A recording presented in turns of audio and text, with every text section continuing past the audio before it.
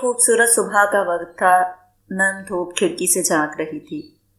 मिशी बिल्ली अपने बेटे टॉमी को आवाज़ देती है, बेटा उठ जाओ, नाश्ता तैयार है। टॉमी आंखें मलता हुआ उठता है और बेसन की तरफ जाता है और मासूमियत के साथ अपना मुंह धोता है। मिशी बिल्ली दूध और गर्म पैनकेक तैयार करती है और फिर दोनों मेज़ पर बैठकर नाश्ता करते हैं। टॉमी हंसते हुए कहता है, मामा जब पापा वापस आएंगे ना तो हम सब मिलकर बाहर चलेंगे। मिशी बिल्ली मुस्कुराकर कहती है, हाँ बेटा, बहुत जल्द। लेकिन इसकी आंखों में एक खालीपन होता है जो सिर्फ माँ ही समझ सकती है।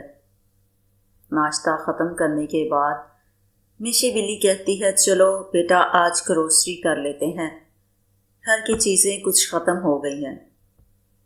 वो गाड़ी निकालती है और टॉमी फ्रंट सीट पर बैठ जाता है। गाड़ी चलती है, सड़कों पर हल्की हल्की हवा चल रही होती है। टॉमी विंडो से बाहर देखता है और खुशी से हंसता है और फिर आहिस्ता आहिस्ता नींद की वादी में चला जाता है।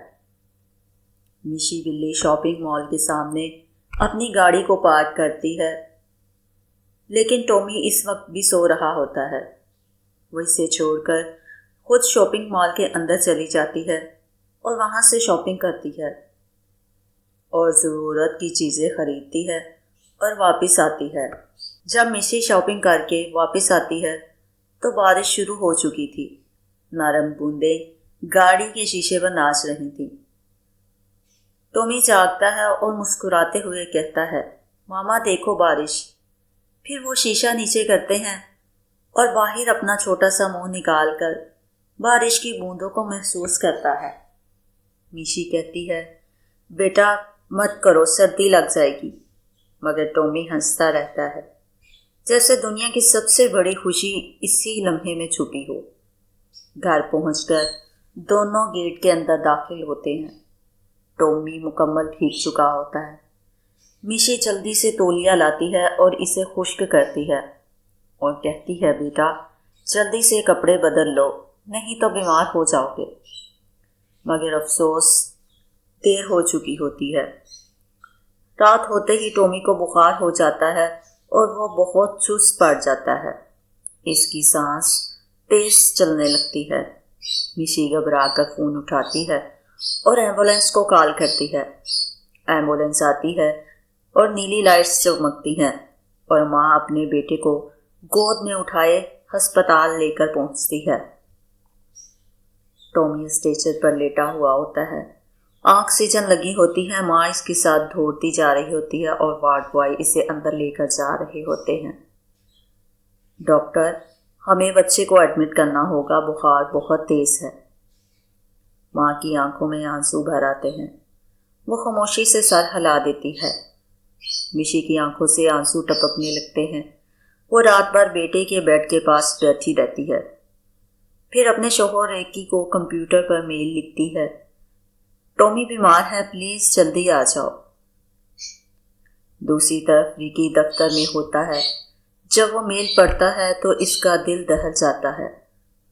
फौरन अपनी मीटिंग कैंसिल करता है और अगली फ़्लाइट से वतन वापस आता है।